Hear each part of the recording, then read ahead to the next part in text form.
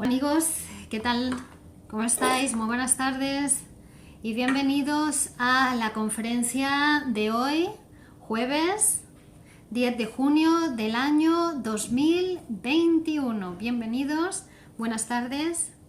Mi nombre es Virginia Valdominos, ya me conocen, soy psicóloga y psicoanalista del Grupo Cero y les acompaño todos los jueves en esta conferencia de psicoanálisis online gratuita de los jueves a las 21 horas hora española. Y les hablo desde Madrid, España, en un nuevo encuentro para hablar del psicoanálisis y la salud mental. Bienvenidos a todos. Vamos a dar unos minutos para que todos ustedes tengan tiempo de incorporarse a la emisión en directo de hoy. Les recordamos que pueden seguir las clases y las conferencias anteriores en el canal de YouTube que pueden encontrar en las listas de reproducción del canal de Virginia Valdominos. Hola Valeria Mansur, hola Carlos Latorre desde Barcelona, buenas tardes Alejandra Vilfort desde México, buenas tardes, bienvenidos todos. Estamos emitiendo en directo desde Facebook, desde YouTube, desde Twitch. Buenas tardes a todos, bienvenidos. Y el tema del que vamos a hablar hoy se titula Adicción metapsicológica a la teoría de los sueños. Es un tema de Sigmund Freud muy interesante en el que se realizan aportaciones a nuestro objeto teórico, a nuestro objeto de conocimiento, que es el inconsciente. Buenas tardes a todos y de manera Alicia, a los que os estáis incorporando, bienvenidos a la conferencia de hoy. Karina Pereira, buenas tardes. Y Erika Tatiana, se escucha, se ve bien por ambos. Saludos cordiales desde Ecuador, desde Paula Andrade. Jenny Ramírez, desde México, buenas tardes. Bienvenidos a todos a una conferencia de psicoanálisis online gratuita. María Irma, buenas tardes. Manuel Díaz de Rivera, buenas tardes. Roberto Méndez, desde México, buenas tardes. Bueno, entonces el tema que vamos a tratar hoy, del que vamos a hablar, se titula Adicción metapsicológica a la teoría de los sueños. Y aquí todo perfecto, dice Karina, muy bien. Saludos fraternales desde Cancún, México.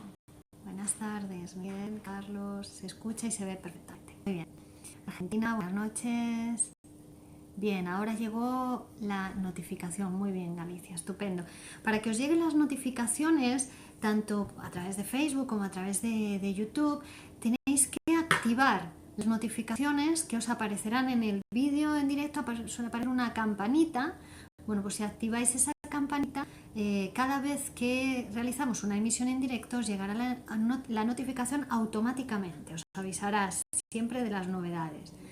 Y bueno, pues animaros a suscribiros, si no os queréis perder ninguna novedad, pues a seguir la página de Facebook o a suscribiros al canal de YouTube y podréis estar al día de todos los vídeos que sean subidos. Buenas tardes de Argentina, Teresa Arcel, muy bien. Jessy, desde Colombia. Bien, pues bienvenidos a todos. Vamos a ir comenzando entonces la conferencia de hoy, que lleva por título, como decíamos, Adicción metapsicológica a la teoría de los sueños, y que es un texto de Sigmund Freud que escribió en el año 1915 y publicó en el año 1917. Para nosotros va a ser un tema muy interesante, formativo, por parte de nuestra formación en la Escuela de Psicoanálisis Grupo Cero, de los psicoanalistas, y que les animo también a todos ustedes a que aquel que quiera formarse en esta profesión tan necesaria que es el psicoanálisis, pues puede contactar con la Escuela de Poesía y Psicoanálisis Grupo Cero en el email en actividades@grupocero.info o a través de la página web www.grupocero.org. Ahí podrán informarse acerca de la formación de un psicoanalista. Bueno, entonces a lo largo de toda la obra Freud va a estudiar los fenómenos psicopatológicos, pero sobre todo porque nos interesan para conocer el funcionamiento normal del aparato psíquico, ¿no? Y toma prototipos normales de ciertas afecciones psíquicas patológicas y tales como determinados estados afectivos, o la aflicción, el enamoramiento. Y por otra parte, Freud va a estar muy, desde la propia producción del psicoanálisis como ciencia, muy preocupado y ocupado en el estudio de los sueños, como esa vía regia de acceso al inconsciente, que por medio de esos productos de nuestro psiquismo mientras dormimos, que son los sueños. Entonces, en este texto vamos a recurrir tanto por una parte a esas formaciones psicopatológicas como al fenómeno onírico. Lo que sin duda todos ustedes se habrán dado cuenta es que cuando dormimos, en ese proceso de reposo durante el sueño, ¿qué es lo que hacemos las personas, los soñantes, los durmientes? Bueno, pues nos desconectamos, no solamente de la realidad exterior, ¿no?, sino incluso de aquellos complementos de nuestros órganos somáticos o partes de nuestro cuerpo que son artificiales, ¿no? Pues nos despojamos de ella, ¿no? Las gafas, si alguno usa dentadura, la peluca, ¿no? Pero no solamente hacemos eso con las cuestiones somáticas, ¿no?, físicas, sino también que desvestimos nuestro psiquismo, ¿no?, en el sentido de que cuando dormimos, renunciamos a gran parte de las adquisiciones psíquicas que el aparato psíquico ha realizado en su evolución o en su constitución como aparato psíquico adulto. Entonces, vemos que al dormir lo que vamos a hacer en definitiva es reconstituir, ¿no?, tanto cuando nos quitamos todas esas cosas físicas como cuando nos quitamos los revestimientos psíquicos, vamos a reconstituir una situación que fue el punto de partida. El dormir es somáticamente una reactivación de la existencia intrauterina, con todas las características de la existencia intrauterina: el calor, la quietud, la ausencia de estímulo, ¿no? Incluso muchas personas para dormir suelen adoptar esa posición fetal característica del niño durante esa vida intrauterina, ¿no? Pero también el estado psíquico del soñante se va a retraer, ¿no?, a un momento, a un punto de partida donde todo comenzó, ¿no?, en el sentido de que hay un retraimiento casi absoluto del mundo circundante y de todo el interés psíquico libidinal que el soñante tiene en el mundo exterior. Cuando dormimos, retiramos toda nuestra libido, nuestro interés de ese mundo. Si investigamos determinados estados psiconeuróticos, también observamos en ellos cómo hay ciertas regresiones temporales. Hay regresiones temporales, ¿vale? ¿A dónde se regresa en esos estados psicopatológicos? Se regresan a las más tempranas fases del desarrollo. Tanto en el sueño como en las enfermedades psiconeuróticas vamos a observar regresiones a las tempranas edades del desarrollo, a las tempranas edades infantiles, a los tiempos infantiles, una regresión en el aparato psíquico a esos tiempos infantiles. En este sentido podemos diferenciar dos tipos de regresiones. Una que sería que compromete al desarrollo del yo del aparato psíquico, ¿vale?, ese aparato psíquico que ya hemos dividido, que es complejo y lo hemos dividido en diferentes instancias o sistemas, el yo, el ello, el superyo.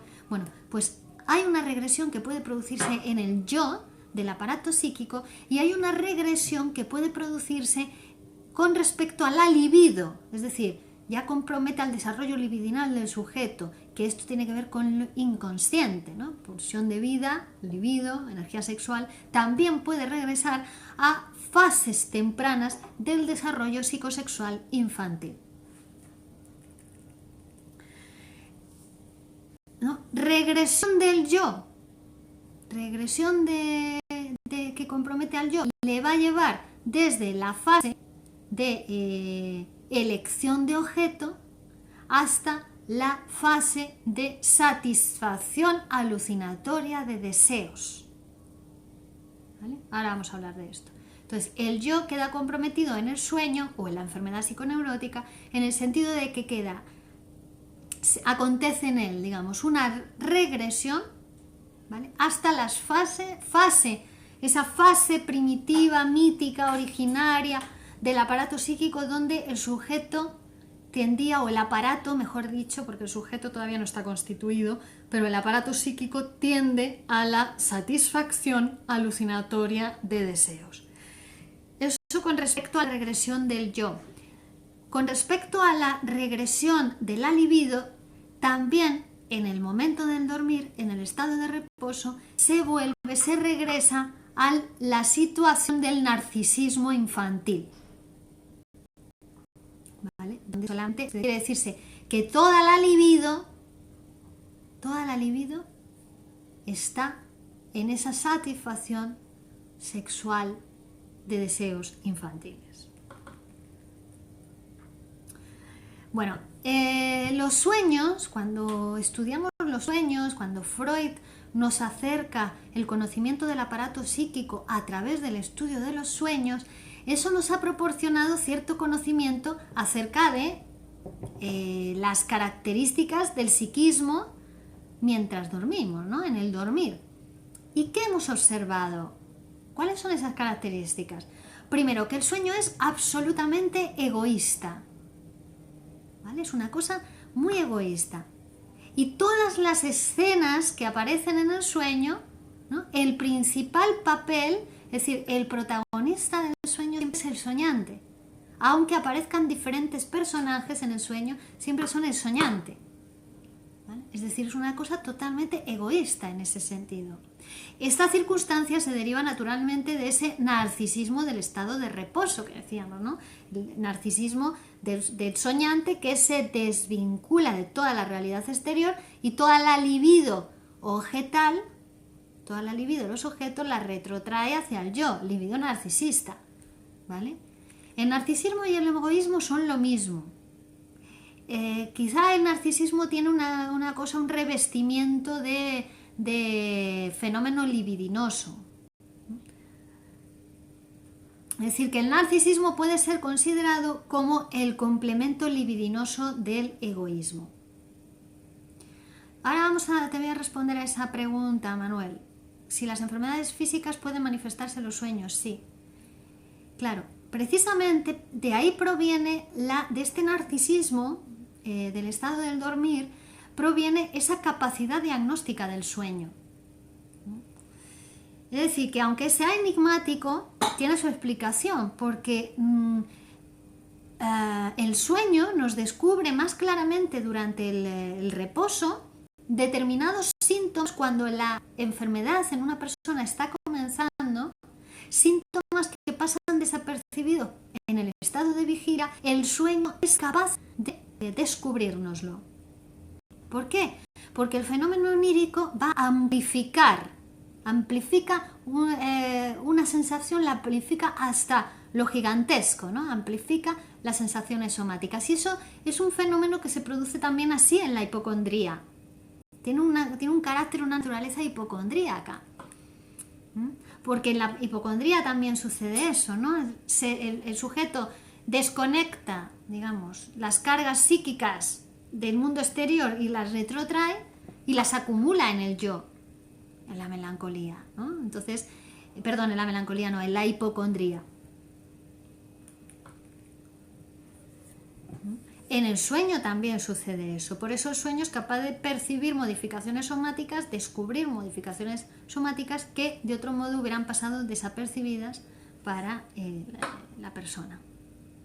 Dice Manuel, creo que los médicos deberían saber esto, no limitarse a decirte que estás obsesionado. Exactamente, claro, es muy interesante que la medicina, que ya hay cierta medicina que está tomando el concepto de inconsciente, pero todavía muy sutilmente, ¿no? Pero que la medicina tenga en cuenta, incluya el estudio, por lo menos la contemplación, ¿no? La inclusión del aparato psíquico del paciente, bueno, pues resolvería muchas cuestiones o por lo menos pues les permitiría hacer un diagnóstico diferencial con respecto a cuál tratamiento es más adecuado para cada paciente o la combinación de tratamientos. Sí, por supuesto, esa medicina se está forjando, esa futura medicina, porque la medicina siempre ha tomado de otras ciencias, de la química, de la física, de la tecnología, de cualquier otra ciencia, toma de las matemáticas, toma instrumentos para su uso, ¿no? Para la práctica de la medicina, para la mejora de la eficacia de la medicina, utilizando herramientas, instrumentos, teorías, ¿no? de otros ámbitos científicos. Tanto es así que se dice que si la medicina es una ciencia o no es una ciencia, más bien es un arte que toma de otras ciencias todo aquello que le viene bien para su quehacer, ¿no? Curativo. Entonces, obviamente, tener en cuenta el aparato psíquico, el concepto de inconsciente, produce otra medicina que tiene en cuenta lo psíquico. Y, por supuesto, de cara a la hipocondría, que es una enfermedad muy incomprendida desde la medicina, donde al paciente se caracteriza porque el paciente va de un médico a otro y le dicen usted no tiene nada, ¿no? Cuando realmente es un paciente que sí tiene algo, ¿no? Una enfermedad, la hipocondría. Bueno, aquí Siranay pregunta, quería saber por qué hablamos de homosexualidad en la paranoia. ¿Por qué homosexualidad? Ahora lo vamos a ver. ¿El narcisismo puede considerarse como el complemento libidinoso del egoísmo? Sí, exactamente. Muy bien, porque todas las preguntas van produciendo la clase. Ahora vamos a hablar de eso, de la homosexualidad y de la paranoia. Bueno, entonces un sueño es una señal, nos aporta una señal de que algo que tendría, que ha surgido algo en el soñante que tendría que perturbar el reposo del soñante, ¿no? Pero nos da a conocer también la forma en que esa perturbación es rechazada. Vamos a ver, el sueño es el guardián del reposo, nos dice Sigmund Freud. ¿Por qué? Porque el sujeto, el yo del aparato psíquico, tiene un deseo, que es el deseo de dormir, el deseo de descansar, el deseo de reposar.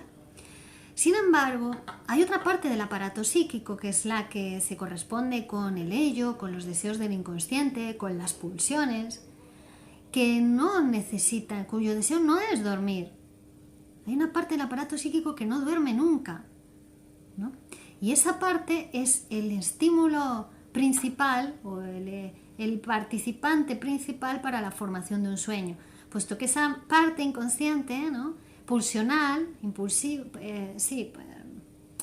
instintivos, podríamos llamarlo, proceso primario del aparato psíquico, lo único que le interesa es transformar, es expresarse, es llegar a la conciencia, ¿vale? Es el motor del aparato. Pero el aparato psíquico, que es complejo, no solamente consta de ese sistema, ¿no? Sino que también consta de el sistema preconsciente, conciencia, ¿no? O del yo, podemos decir, del yo, que quiere descansar, ¿no? Reposar. Entonces, en esa combinación, ese juego de fuerzas entre las fuerzas del inconsciente que quieren expresarse y el deseo del yo y las fuerzas del yo que quieren dormir, se produce el sueño. Es decir, que soñamos para no despertar, que el sueño en realidad es el guardián del reposo. En lugar de ese estímulo interior que aspira a atraer la atención del sujeto y que por lo tanto lo despertaría, ha surgido un suceso exterior que es el sueño y que además lo que pretende, su deseo es satisfecho, sus aspiraciones son satisfechas. ¿Y por qué decimos que es un suceso exterior? Bueno, pues porque aparece como una proyección, ¿vale? Es decir, una externalización de un proceso interior. El sueño El fenómeno onírico, tal como lo conocemos, manifiesto, es una proyección de un proceso interior, pero claro, es una proyección deformada, disfrazada, ¿no? Lo que es pequeñito en un lugar aparece aumentado, gigantesco. Lo que era gigantesco en otro sitio aparece reflejado como algo insignificante. Está todo deformado, pero es una proyección de un proceso interior. Recordemos que la proyección es uno de los mecanismos del aparato psíquico que consiste en poner en el exterior, proyectar al exterior algo que proviniendo del interior del aparato psíquico nos resulta intolerable, nos resulta doloroso. Entonces, el sujeto psíquico niega eso, no quiere saber de eso, pero claro, algo tiene que hacer con ello porque no puede hacerlo desaparecer, lo proyecta. Y ahora vamos al caso de la homosexualidad que nos preguntaba nuestro amiga Shiranai Hoga. Vale. Entonces dice, ¿qué sucede en el caso de la paranoia? ¿Por qué está relacionado con la homosexualidad? Bueno, pues porque en la paranoia o en los celos paranoicos, por ejemplo, eso que procede del interior del aparato y que no se tolera es la homosexualidad. Es un deseo homosexual, es un deseo sexual hacia una persona del mismo sexo. Pero como choca tan fuertemente con la moral de esa persona, entonces se produce una transformación psíquica, una transformación en el lenguaje, en realidad la estructura del lenguaje, por la cual en vez de admitir, ¿no?, el paranoico, yo deseo, amo a ese hombre, hace una proyección, ¿no?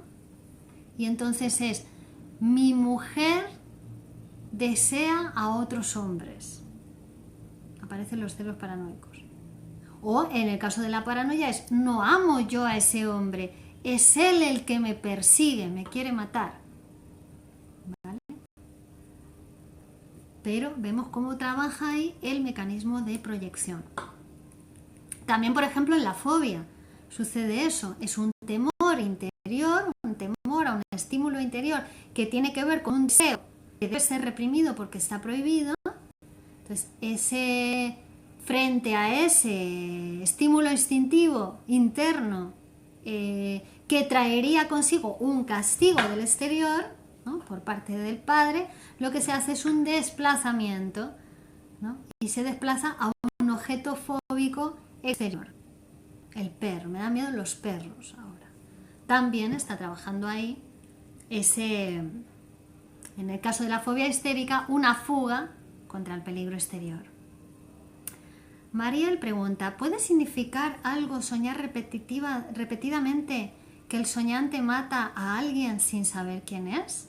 Claro, claro que puede significar algo, hay que interpretarlo, pero indudablemente significa algo y además es importante para el soñante, es importante para ti, porque si lo sueñas repetidamente es que requiere una elaboración. Esa cuestión que se está expresando o manifestando en forma de ese sueño y que se repite, pide el ser elaborado, pide ser interpretado. Interpretarlo en análisis es una forma muy saludable de elaborar esa cuestión que se repite en los sueños y que probablemente está sobredeterminando lo que te pasa en tu vida despierta también, ¿no? Carlos Latorre, ¿una perturbación puede proceder de una excitación interior o de un estímulo exterior? Exactamente. Una perturbación que procede de un estímulo exterior sería, por ejemplo, algo que te despierta desde el exterior. Pero no nos interesa tanto esa como las perturbaciones que provienen desde el interior del aparato. ¿Vale? Entonces, vemos que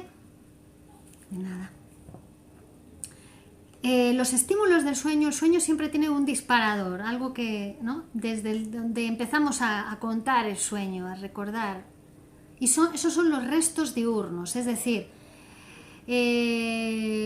cargas de pensamiento que tienen que ver con algo que ha pasado ese día del sueño o 2 días antes del sueño, y que su carga de energía se ha mantenido. Por algo, esos restos diurnos, esos pensamientos se han mantenido cargados de interés psíquico, de energía. No se han descargado, no se ha podido sustraer la carga psíquica de esos pensamientos para poder dormir. ¿Vale? Entonces, aquí ya empezamos a ver que no es tan narcisista realmente el estado del sueño, porque hay determinadas ideas o pensamientos que no quedan descargados y que perturban el reposo.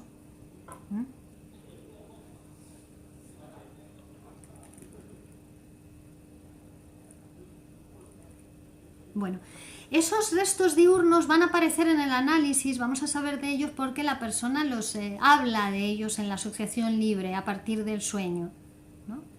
Es decir, forman parte del contenido latente que cuando alguien habla en su psicoanálisis se hacen conscientes, ¿no? Pasan de preconsciente a la conciencia, poniéndole un poquito de atención, ¿vale? Entonces pertenecen al sistema preconsciente, esos restos diurnos. Bien. Entonces, el narcisismo, decíamos, ese narcisismo total con el que empezábamos al principio ya no es tan tal, es más relativo, porque el narcisismo significa sustraer la carga de energía a todas las ideas de objetos, tanto de la parte preconsciente como de la parte inconsciente. Y entonces así podemos dormir, regresar a ese estado narcisista. Pero algunos restos diurnos, como decíamos, permanecen cargados de energía y permiten atraer la atención del sujeto, ¿vale? Aunque sin lugar a dudas la carga de energía que conservan va a ser mucho menor que la que tienen durante el estado de vigilia, durante el día. Bueno, entonces, para que uno de esos restos diurnos sea capaz de formar un sueño, tiene que ser inervado, tiene que ser reforzado, tiene que recibir un refuerzo de carga, de libido, de energía. ¿De dónde? Del inconsciente. Tiene que recibir un refuerzo de carga pulsional, de los impulsos instintivos del inconsciente. Si no, no puede formar un sueño. La interpretación de los sueños, Freud nos lo explica muy claramente cuando, para mostrarnos cómo funciona esto, nos pone un símil de la realidad empresarial y nos dice el inconsciente viene a ser el socio capitalista y el preconsciente viene a ser el socio industrial. El preconsciente, el yo, tiene las ideas de cómo se hacen las cosas, sabe qué proceso hay que seguir, ¿no? Da acceso a la motilidad, al examen de realidad, pero la energía, la fuerza, el capital proviene del inconsciente. Si no está el capital, la empresa, que sería el sueño, el fenómeno onírico, no se puede forjar. Entonces, el socio capitalista es el inconsciente y el socio industrial es el preconsciente. A ver, ¿qué estáis haciendo? Bueno, seguimos.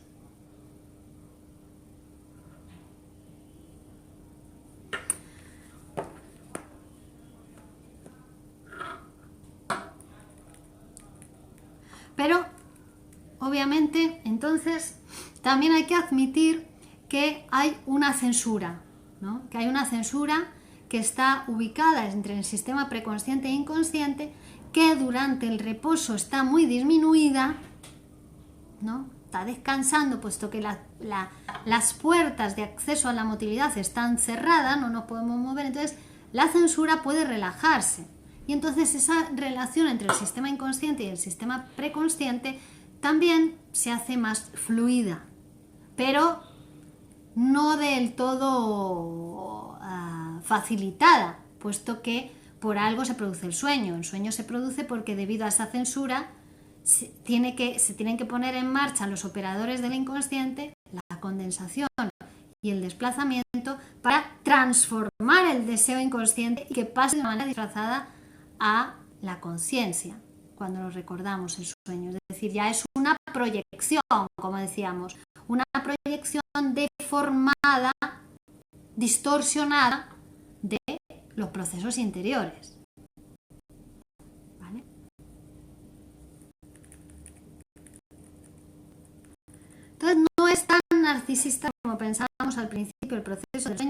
cierto que hay condiciones, ¿no? Que vemos que está también el deseo inconsciente, que está lo pulsional, que está tratando de acceder a la conciencia y modificar en la medida de lo posible. Vamos a ver las preguntas que tenéis, quiero ir contestándolas. En la medida de lo posible. Bien. Jennifer Parras, las personas que sueñan que Dios les avisa algo puede ser una perturbación. Hay que analizar ese sueño, no hay generalidades. Si has soñado eso, pues tenemos que analizar a ver qué significa eso.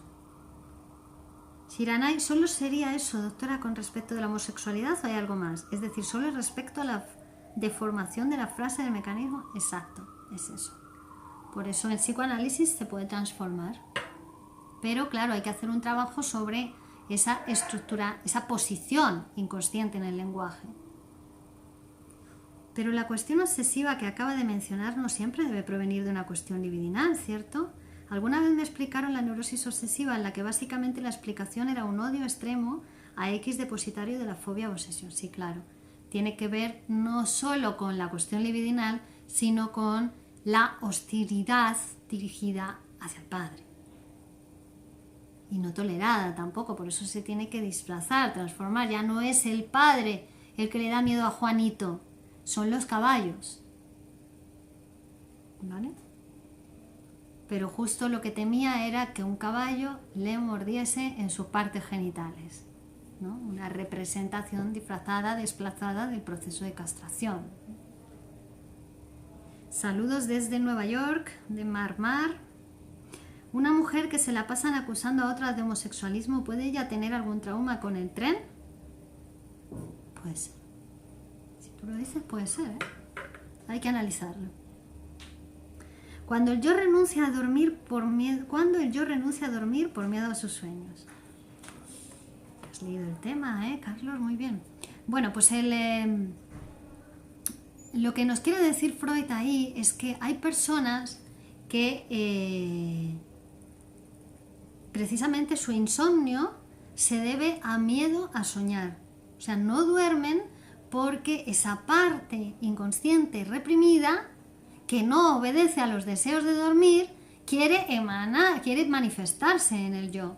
Es decir, todavía conserva su carga total o fragmentaria y conquista cierta independencia con respecto al yo, se quiere imponer. Eso pasa durante la noche, obviamente, pero hay personas que tienen miedo a dormir por eso. Pero también eso sucede, por ejemplo, en la demencia precoz, en la esquizofrenia. Es decir, que hay durante la noche, aunque la censura disminuya, hay cierta cantidad de represión que se tiene que mantener. Hay un cierto gasto de represión, una contracarga que hace el sistema de preconsciente para evitar que los impulsos instintivos del inconsciente o reprimidos se expresen.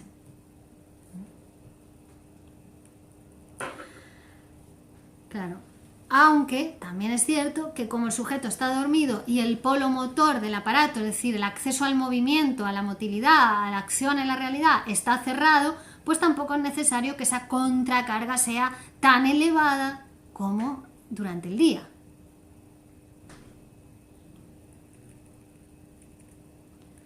Entonces, el deseo de dormir intenta retraer todas las cargas emanadas del yo y conseguir un narcisismo absoluto. Eso es lo que le gustaría al yo, conseguir ese narcisismo absoluto. Pero claro, siempre va a ser conseguido a medias, porque lo reprimido del sistema inconsciente va a tratar, no obedece al deseo de dormir, él tiene otro deseo. Esa es una cuestión muy importante, ¿no? Que en el aparato psíquico conviven deseos opuestos en una misma persona y que tiene que arreglárselas con ellos. ¿Cómo concilia esos deseos? Una forma de conciliarlos es el sueño, es el fenómeno onírico. Es decir, una manera de poder seguir durmiendo, no despertarse frente a esos deseos que son intolerables para la conciencia. ¿Vale? O sea que es bastante sano poder dormir. ¿Vale? Aunque la censura esa censura que está entre el sistema inconsciente y preconsciente va a permanecer vigilante, aunque no a todo su poder, no todo lo que puede, ¿no? pero no va a dejar de estar. Cuanto más fuertes son las cargas instintivas inconscientes, más inestable es el dormir. Y está ese caso extremo que decíamos de miedo a soñar, el insomnio por el miedo a soñar. También vemos esta teoría del narcisismo que tiene también otras excepciones. Por ejemplo, que algunas ideas preconscientes, diurnas, oponen resistencias y mantienen cierta carga psíquica durante el sueño y que entonces no nos permiten conciliar el sueño porque siguen cargadas, ideas preconscientes, ideas diurnas. ¿Vale? Pero la resistencia de esos restos diurnos, de que sigan activos, va a depender de su conexión, que ya están conectados en la vigilia, con los impulsos inconscientes. Es decir, hay ideas del preconsciente que están conectadas y reciben alimentación energética, ¿no? Están conectadas con ideas del inconsciente, que reciben su fuerza, por ejemplo, los síntomas neuróticos, eso se ve muy claramente. Tienen tanta fuerza porque reciben la energía proveniente del inconsciente. Lo que pasa que cuando dormimos, como se reduce un poquito esa censura, estas ideas del preconsciente siguen manteniendo su fuerza. No se puede sustraer su carga psíquica, su energía.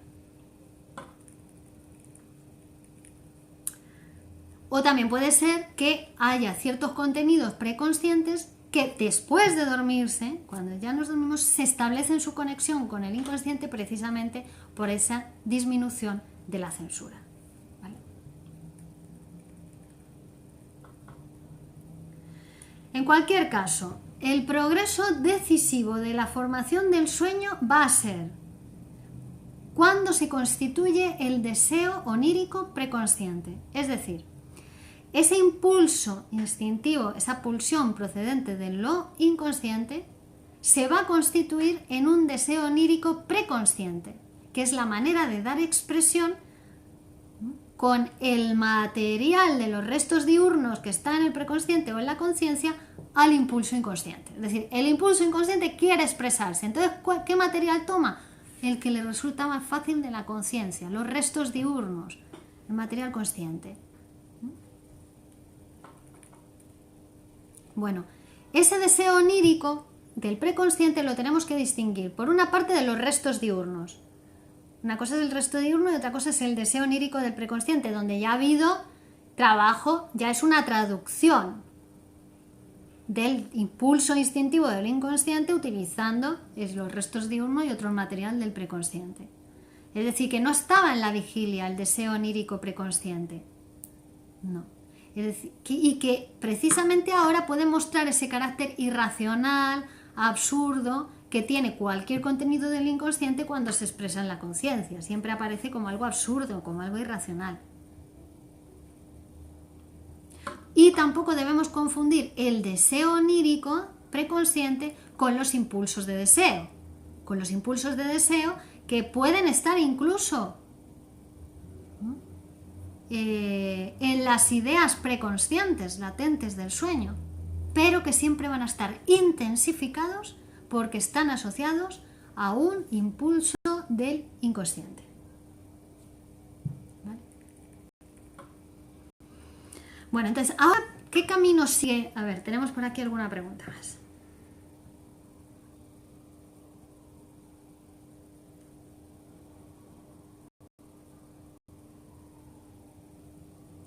Wow, qué de preguntas. Muy bien. Bueno, hola Sergio Macúez. Dice Alexander, ¿qué es lo que pasa cuando en un sueño uno está consciente de que se está soñando y que todo es real? Bueno, eso es una forma que a veces tiene de sueño para no despertarse. Tranquilo, que es solo un sueño, puede seguir durmiendo. Ahí se habría impuesto el yo, ¿no? Cuyo deseo es seguir durmiendo, reposar. Bien. Irene, entonces usted diría que el miedo a soñar podría venir por la extrema personalidad perfeccionista de la persona, por no querer saber, para no saber,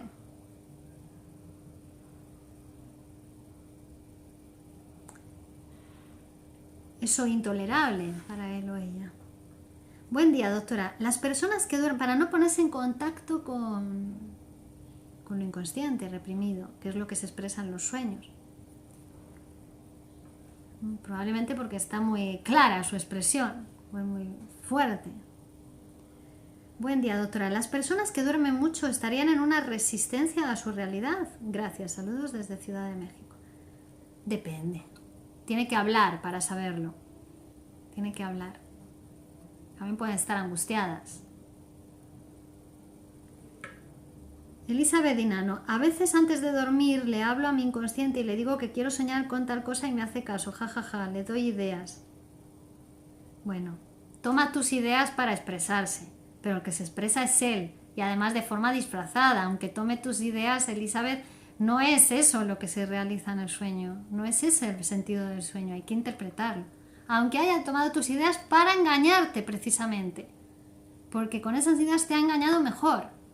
Ha engañado a tu conciencia, el deseo inconsciente, es decir, te ha engañado y no sabes el verdadero sentido del sueño. Ha logrado expresarse sin que tú descubras el verdadero sentido. Más bien te utiliza él a ti. Manuel, en los sueños no hay mirada, ¿no? En los sueños hay mirada, sí, creo que sí. Pero es para estudiar, Manuel, ese tema, ¿eh? Ahora que estamos haciendo el curso de Lacan. En la mencia se lleva a cabo la represión, pero está realizada en el sueño por renuncia voluntaria. ¿Es así? Vamos a hablar de la mencia. ¿Qué opina de la parálisis de sueño? Bueno, el sueño por definición, hemos dicho que el sistema motor está cerrado, la accesibilidad del sistema motor. Entonces sería lo normal. Lo extraño es uno de las formas que a veces tiene. Vamos a hablar de los destinos y vamos a ver que uno de los destinos sería el sonambulismo. Eso es lo extraño, ¿no? Porque normalmente el polo motor está cerrado, mejor dicho, el acceso a la motilidad, ¿no? Entonces, una vez que ese impulso, que ese deseo, que ese impulso instintivo ha encontrado entre las ideas preconscientes el material, restos diurnos, etcétera, para expresarse, ¿vale? Entonces se va a producir ese impulso de deseo que es el representante de una tendencia instintiva inconsciente, ¿vale? Y se ha formado como deseo onírico, es decir, fantasía realizadora de un deseo en el sistema preconsciente. Ahora, ¿qué camino sigue? Bueno, pues podría seguir 3 caminos distintos. Podría ir el normal, el que se produce en la vigilia, es decir, pasar desde el sistema preconsciente a la conciencia, ¿vale? O se puede crear, en cuyo caso, si se produjera pasar del sistema preconsciente a la conciencia, se convertiría en una idea delirante, ¿vale? Si ese contenido preconsciente proveniente o alimentado por el impulso instintivo del inconsciente pasa directamente a la conciencia, en la vigilia, eso es una idea delirante, una alucinación. Pero también podría ser que se siguiese el camino de una descarga motora directa, eludiendo a la conciencia. Eso es lo que sucede en el sonambulismo, ¿vale? El impulso instintivo va hacia un movimiento sin pasar por la conciencia. Entonces está dormido pero se mueve, ¿vale? Y luego sería el tercer camino, que sería el que sucede realmente en los sueños, que además es algo totalmente singular e imprevisto, porque ese proceso nacido en el sistema preconsciente e intensificado por el sistema inconsciente va a tomar un camino retrógrado a través del sistema inconsciente. Y esto lo tengo que explicar muy bien para que lo entendamos. A ver, aquí había más preguntas.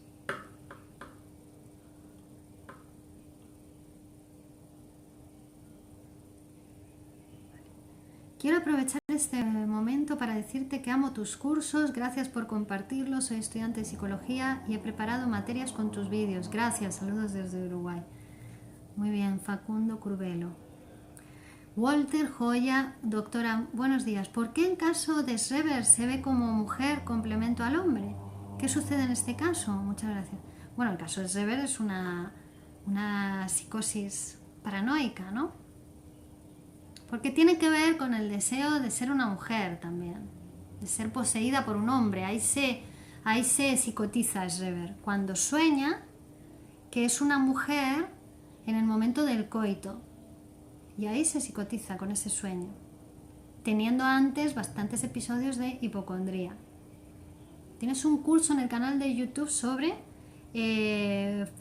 sobre paranoia, donde estudiamos el caso Schreber en las listas de reproducción. ¿Por qué Schreber padece esto de deseo homosexual?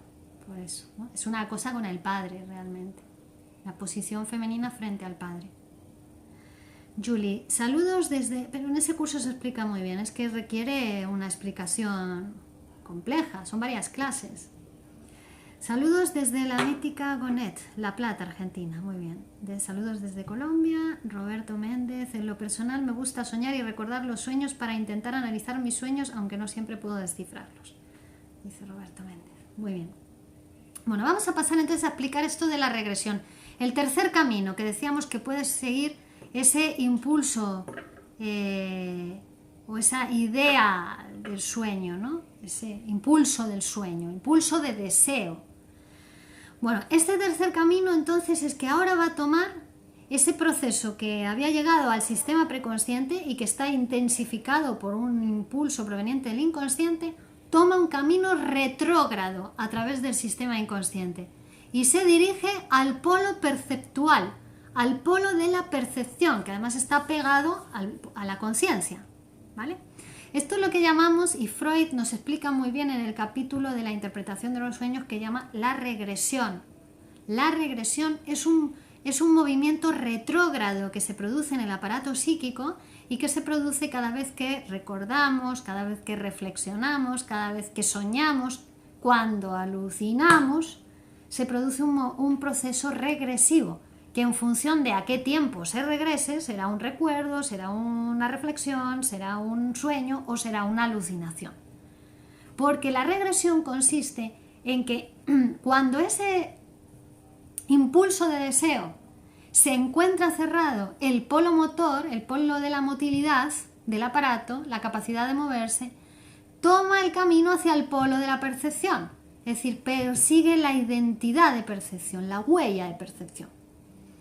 El aparato psíquico, la conciencia para el aparato psíquico psicoanalítico, para el aparato psíquico freudiano, la conciencia es un órgano perceptual.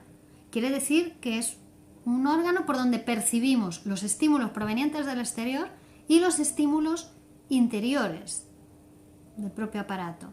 Y además está pegado al sistema percepción, ¿no? Y al sistema atención.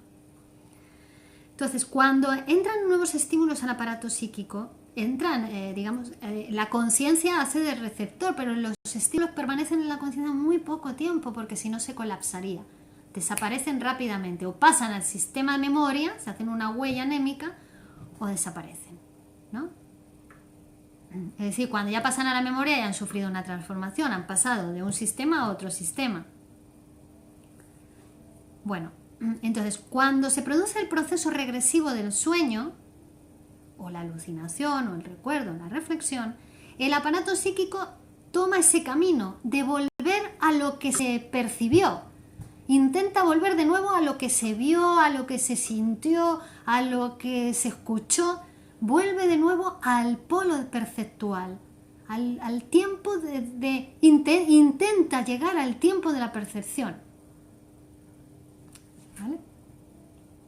Y esa regresión es la tercera fase de la producción de un sueño, del trabajo del sueño. Entonces, la primera fase sería el refuerzo de los restos diurnos preconscientes por el inconsciente, que le transfiere su fuerza, su energía. La segunda sería la puesta en marcha del deseo onírico en el preconsciente. Y el tercero sería la regresión, que sería una regresión tópica, ¿no? Del preconsciente hasta el polo de la percepción, porque también puede haber otro tipo de regresiones, no solamente la tópica, está la regresión temporal, como hemos dicho. esas regresiones pueden coincidir o no coincidir. En este caso del que estamos hablando coinciden, porque justamente la inversión del curso de la excitación desde el sistema preconsciente hasta la percepción, pasando por el sistema inconsciente, es al mismo tiempo un retorno a la fase alucinatoria de deseos. Claro. ¿De qué modo se pasa a esa fase alucinatoria de deseos? ¿No? ¿De qué modo se desarrolla esa regresión desde los restos diurnos preconscientes hasta la producción de un sueño? ¿No? Hasta la realización alucinatoria de un deseo. Se alucina. ¿Y cómo se alucina? Se transforma en imágenes. El sueño, si os habéis dado cuenta, casi todos los sueños están compuestos de imágenes, predominantemente visuales. Es decir, lo que hace este proceso de regresión es transformar las representaciones verbales que están en el preconsciente. Son los procesos secundarios, acuérdense que son los que están asociados a representaciones verbales. Se vuelve el proceso primario, es decir, se va de las representaciones verbales a las representaciones de cosas. En el inconsciente hay representaciones de cosas. Es decir, en vez de la palabra, pasamos de la palabra a la cosa. En el sueño, lo que vemos son imágenes. Las representaciones verbales o abstractas se han transformado en imágenes. ¿Vale? Eso es, vemos ahí cómo está dominado por el proceso de la representabilidad, que es uno de los operadores del inconsciente, el cuidado de la representabilidad. Entonces, una vez realizada esa regresión, desde la palabra hasta la imagen, hasta lo que se percibió, o hasta la representación de cosa, claro, porque en el inconsciente están las cargas de recuerdos de cosas. Cuando esos contenidos del inconsciente, cuando se forjaron, el niño todavía no tenía aparato del lenguaje. Llegaron e impactaron en él y además de la manera más eficaz. Es decir, esas son esas primeras impresiones de las edades infantiles que devienen inconscientes a partir de la división del aparato psíquico, fueron son las más determinantes para el sujeto, porque todavía no tenía el aparato de lenguaje. Además era una placa sensible, donde todo lo que impactaba, todavía no había huellas, todo lo que impactó en esos primeros años infantiles deja una importante huella en el sujeto. Y eso está en el inconsciente, ¿vale? Van a dominar después el proceso psíquico. Cargas de recuerdos de cosas, sobre las cuales ahora va a actuar el proceso psíquico primario mediante procesos de condensación y desplazamiento, produciendo el sueño manifiesto. Doctora, ¿los psicóticos sueñan? Ya que ellos, tengo entendido, cumplen sus fantasías. Claro, sueñan, pero puede ser más... porque realmente los psicóticos lo que hacen es durante el día, esa realización de deseos que se hace en el sueño, ellos la hacen con el delirio, con la alucinación, la fantasía. La diferencia es que en la psicosis, en la demencia, en la esquizofrenia, hay sensación de realidad. ¿Por qué? Precisamente porque como se vuelve a ese polo perceptual, claro, ¿quién no cree en lo que ve?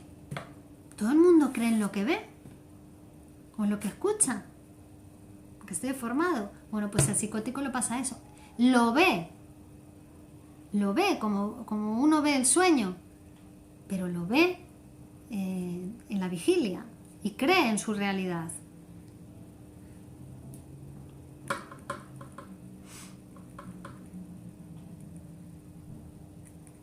Bueno.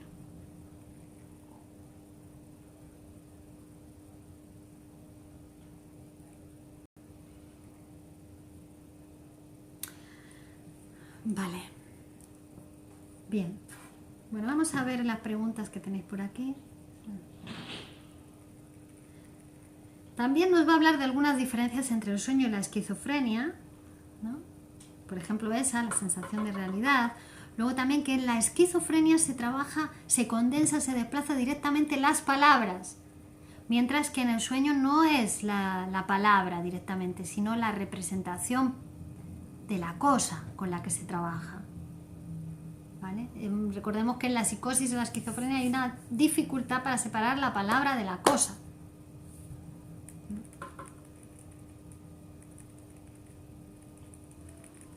Precisamente ya el delirio, la alucinación en muchos casos se dice que es un intento de solución ya, de volver a separar las representaciones de cosas de las representaciones de palabra.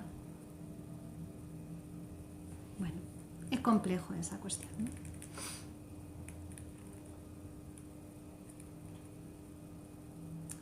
Bueno, y al final entonces del proceso onírico, el final va a ser que ese contenido de pensamiento regresivamente transformado y convertido en una fantasía de deseo, ahora se hace consciente bajo la percepción sensorial. Lo percibimos, el sueño, ¿verdad? Y además, al contarlo, al percibirlo ya una vez, pero luego al contarlo está el otro operador del inconsciente, que es la elaboración secundaria. ¿Vale? Y entonces ahí decimos que, es decir, la elaboración secundaria es ya contarlo como una historieta, o que aparezca como una historieta en el sueño, ¿no? La forma final que se le da. Bueno, entonces decimos entonces que el deseo onírico es alucinado y su cumplimiento encuentra, como toda alucinación, completo crédito.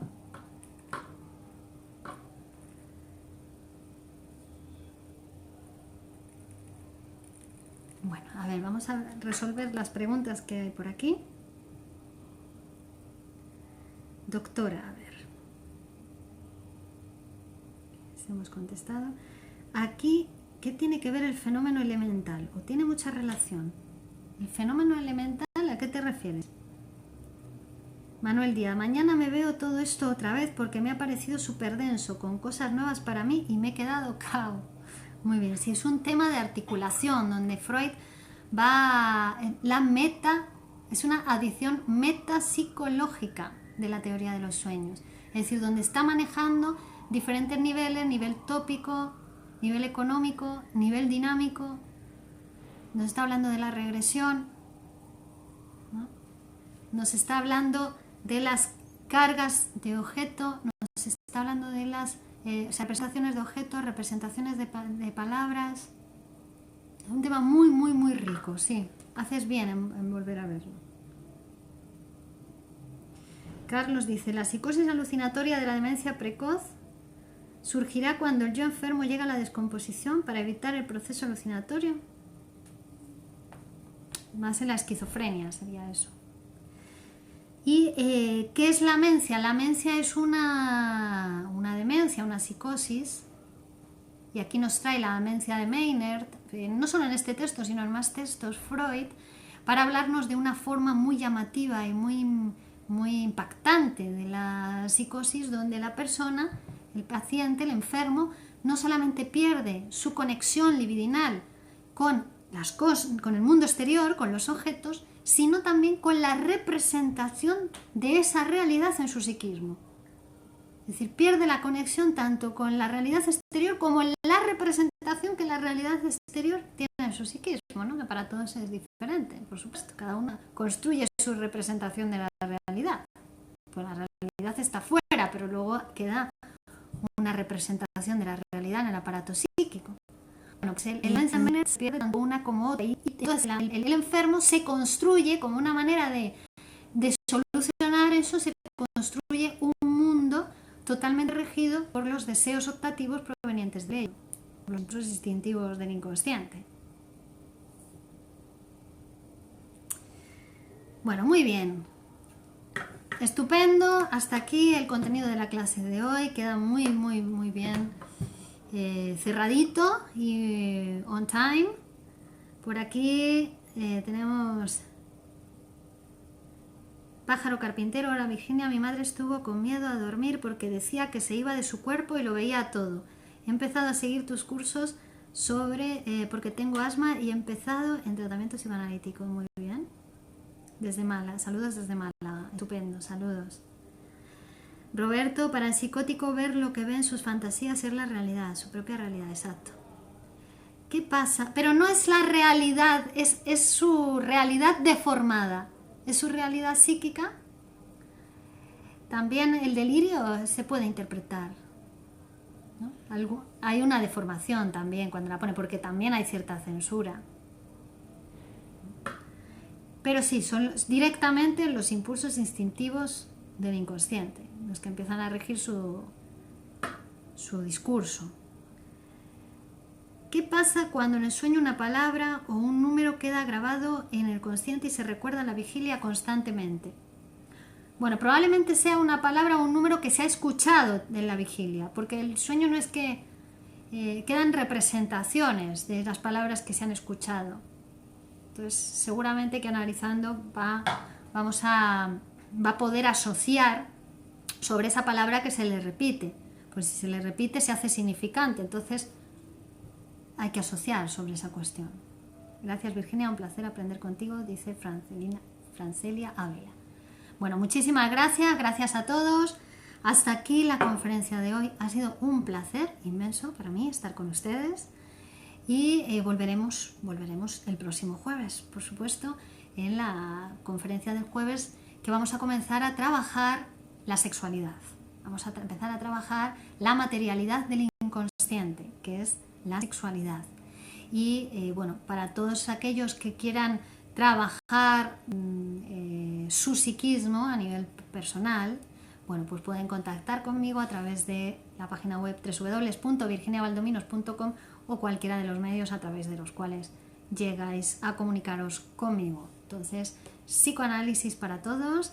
Gracias, Virginia Valdominos, psicóloga y psicoanalista del Grupo Cero. Continuamos el próximo jueves. Un placer. Hasta la próxima.